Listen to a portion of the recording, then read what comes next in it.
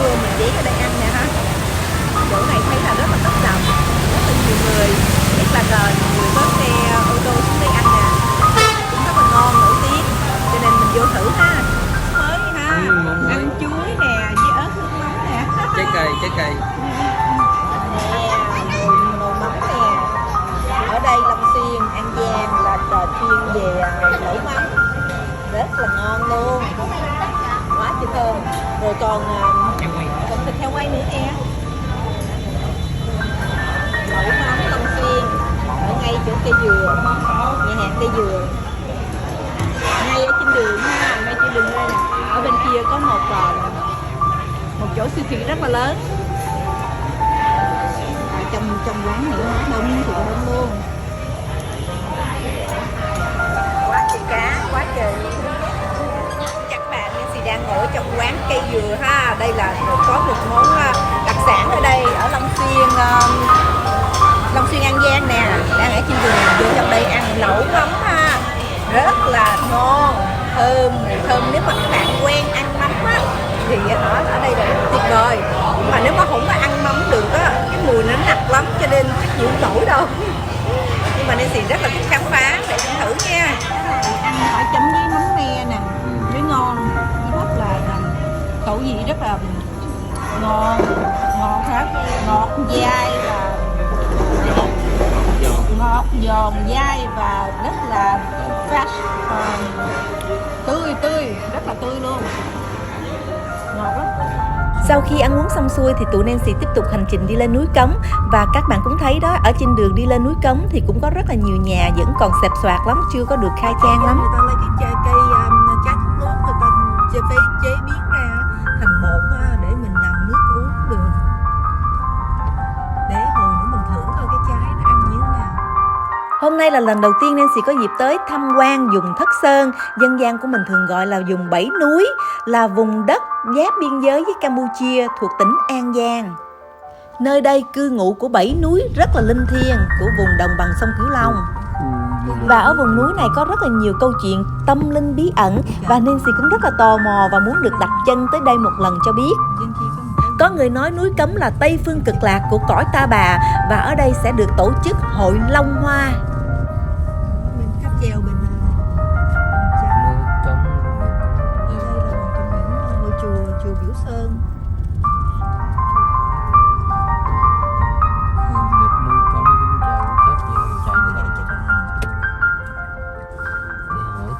Sao đường đây ngon vậy? Có về đường đó đâu.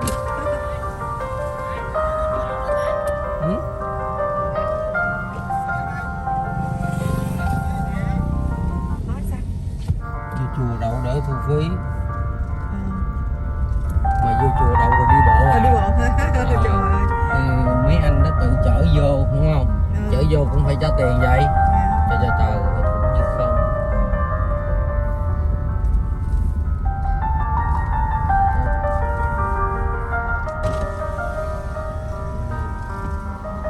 Xin chào các bạn, Nancy đang đứng ở ngay chỗ núi Cấm ở An Giang nha. Bây giờ mình lên trên phải khám phá. Ở đây với phương tiện tới đây là từ Sài Gòn mà đi xuống tới núi Cấm này là khoảng chừng 208 km ha. Rồi chạy thì vì đường xá ở đây chạy không có được lẹ, cho nên cũng phải là 5 tiếng rưỡi mới tới đây. Còn nữa là ở trên mà đi đường tới đây rất là khó khăn, nhiều ổ gà lắm, đi xe chạy chút xíu là ổ gà không à. Cho nên nói là đường lên Tây Phương rất là khó khăn. Nhưng mà cuối cùng tụi Nancy cũng tới được đây. Và bây giờ đó là lấy cáp treo lên núi Cấm cho nó lẹ. Có 2-3 phương tiện gì đó. Một là có thể đi xe du lịch, xe khách ha, để chở mình tới lên núi Cấm trên đỉnh, hoặc là đi bằng cáp treo, hoặc là đi bằng xe máy. Thì nếu các bạn muốn khám phá đi bằng cái gì cũng được, nhưng mà miễn sao lên chỉnh khám phá là được rồi. Thì bây giờ Nancy sẽ bắt đầu mua vé để lên cáp treo, rồi mình lên chỉnh coi nha.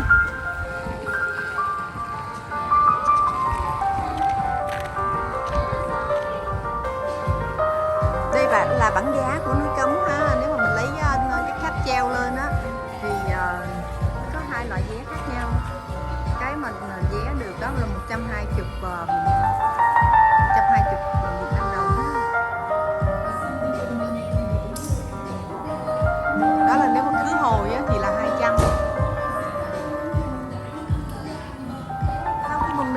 xong á thì mình vô cái xe này ha, rồi xe này sẽ chở mình lên trên gần cáp treo để cho mình đi lên trên cáp treo.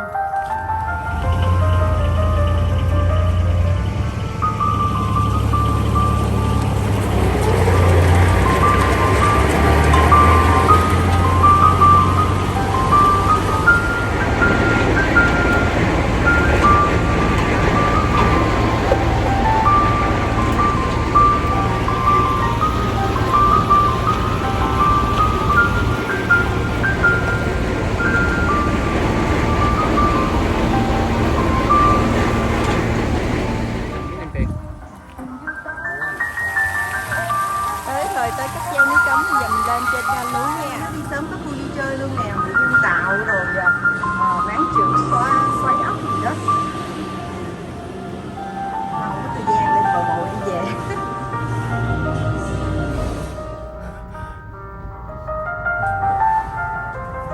Hôm nay là gió nhiều cho nên cái cáp treo của mình nó cũng bị lúc lắc luôn á. Ở đây là những căn nhà ở ngay trên miền núi nè. Chắc mình ta ở đây để hỗ trợ chùa hay là bán đồ ăn rồi đồ lưu niệm ở trển. Núi này cũng bự với sao nữa. Rồi đường ngọn này mà đi bộ lên núi tới bao giờ mới tới. Đây là một cái đập ở trên đây trời.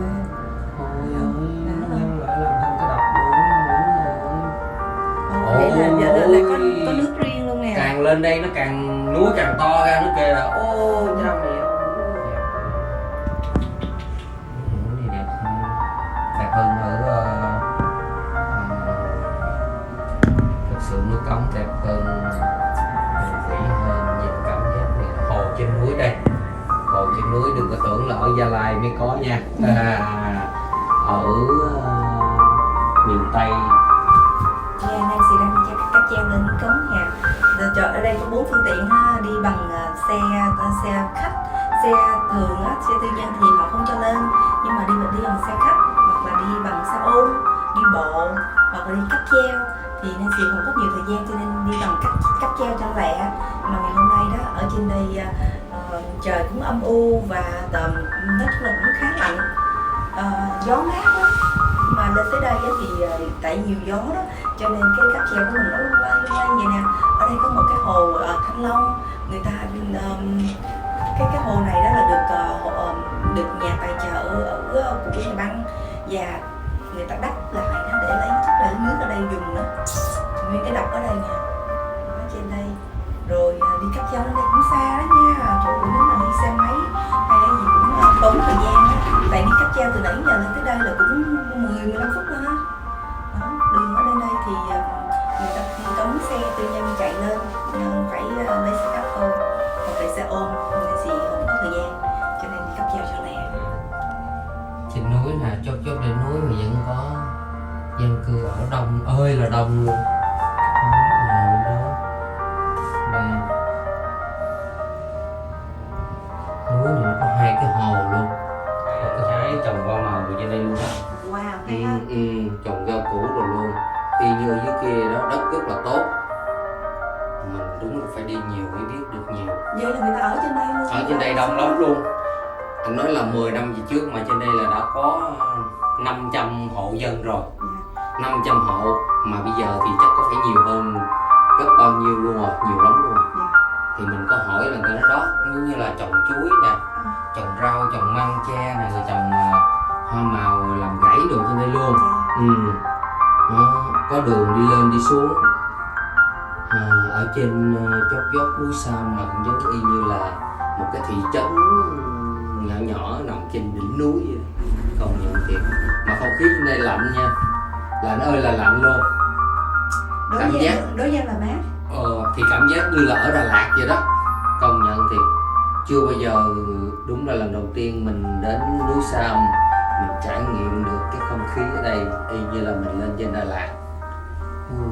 Đó, cái gì thấy mây nè, cái sương kìa, đó, thấy sương phủ sát bên mình luôn. Đây, cáp treo có cái hồ nè, nó có cái đập rất là đẹp. Đây là cái bảng chỉ dẫn hướng dẫn tham quan ở trung tâm ở Hành Hương ở đây nha. Chút xíu nữa mình có cơ hội đi thăm sân chờ ha. sau đó mình có thể đi chùa Vạn Linh, rồi sau chùa Vạn Linh thì mình có thể đi tượng Phật Di Lạc ha, rồi tượng Phật Nằm. Sau đó thì mình có thể đi chùa Phật Lớn, rồi mình có thể ngắm cảnh ở hồ Thủy Liêm để mình bắt đầu mình đi ha, mình đi khám phá. Đây tại vì Nancy cũng tới trễ đó cho nên phải tranh thủ đi trong vòng tiếng đồng hồ.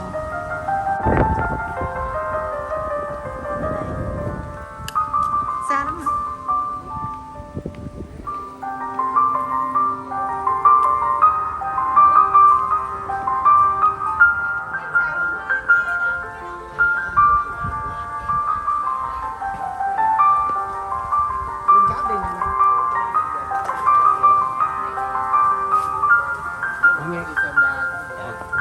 Nghe nói cái tượng Phật ở đây, cái tượng Phật lớn lắm. Đúng rồi, nhưng cũng sao đi em nói 520 người đi. Đầu tiên chúng ta hãy đi tham quan chùa Vạn Linh nha.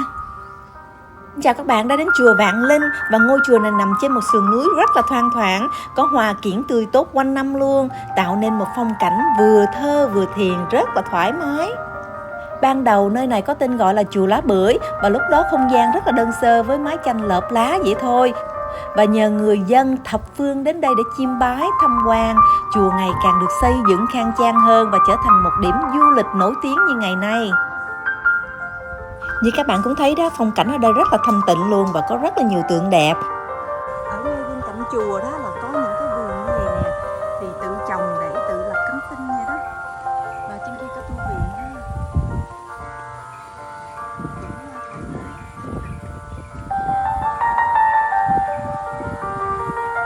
Nhất là khu vườn nhỏ không? Thời gian có hạn cho nên Nancy mướn xe ôm để đi vòng quanh núi Cấm ở trên đây. Và theo Nancy nghĩ đó, các bạn hãy nên mướn xe ôm để đi vòng quanh để chiêm ngưỡng những phong cảnh trước. Rồi sau đó đó, nếu mà mình thích cái chỗ nào đó thì mình sẽ ghé vô và ngồi đó để chiêm ngưỡng. Chứ còn nếu mà đi bộ thì rất là xa và mệt. Tại vì phải có đồi núi rồi đi bộ rất là xa, từ chùa này cho tới cái hồ kia thì nó rất là xa luôn. Cho nên nếu mà các bạn mà không có thời gian và đi rất là mệt mỏi thì hãy nên mướn xe ôm để họ chở tới cái địa điểm mình muốn. Rồi sau đó đó họ xe ôm sẽ chờ mình để chở mình đi tới một cái địa điểm kế tiếp. Ở xung quanh hồ này thì có rất là nhiều dân cư ở vòng quanh đây. Và ở trên đây nếu mà các bạn lên mà muốn tham quan 1-2 ngày hoặc là 2-3 ngày gì đó thì có thể mướn khách sạn hoặc phòng trọ. Ở trên đây có đầy đủ đồ ăn, thức uống, rất là nhiều lựa chọn. Và mua sắm cũng rất là nhiều lựa chọn luôn. Và nói chung lại lên trên đây thì rất là yên tĩnh và thoải mái. Bây giờ đó đường cổ rất là khang trang và sạch sẽ, cho nên lên trên đây là một cái lựa chọn để thư giãn cũng rất là tốt. Còn ở đây là một khu vườn rất là thanh tịnh và sạch sẽ. Ở đây có một tượng Phật Nằm và các A-la-hán đang ở đây. Chùa Vạn Linh thì có chùa Phật Lớn cũng rất là nổi tiếng ở khu 7 núi này. Và chùa Phật Lớn nằm ở trên một đỉnh núi khác của núi Cấm. Chùa có một tượng Phật Di Lạc đã được tổ chức kỷ lục thế giới và được công nhận là tượng Phật cao nhất trên đỉnh núi châu Á. Tượng Phật Di Lạc ở đây cao khoảng 33,6 mét nha. Rồi du khách có thể viếng cảnh của chùa Vạn Linh xong rồi có thể đi lên chùa Phật Lớn khá thuận tiện. Bên trong đây là chính điện và các pho tượng được trưng bày rất là tôn nghiêm luôn.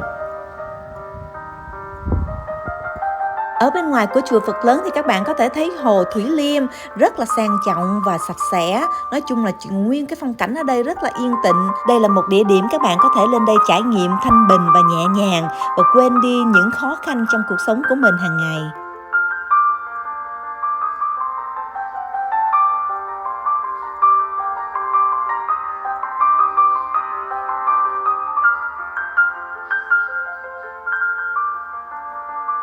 Và ở đây là phong cảnh của chùa Vạn Linh vào ban sáng. Nghe nói là ban đêm rất là đẹp luôn, rực rỡ, rất là nhiều ánh đèn.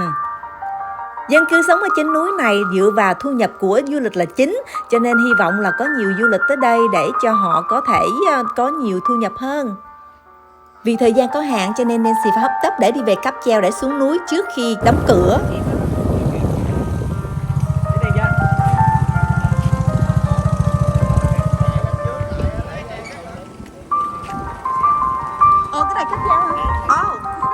Nói tóm lại, núi Cấm là một chỗ rất là thanh tịnh và đẹp. Hy vọng trong tương lai Nancy có dịp tới đây thêm một lần nữa để khám phá chỗ núi Cấm này.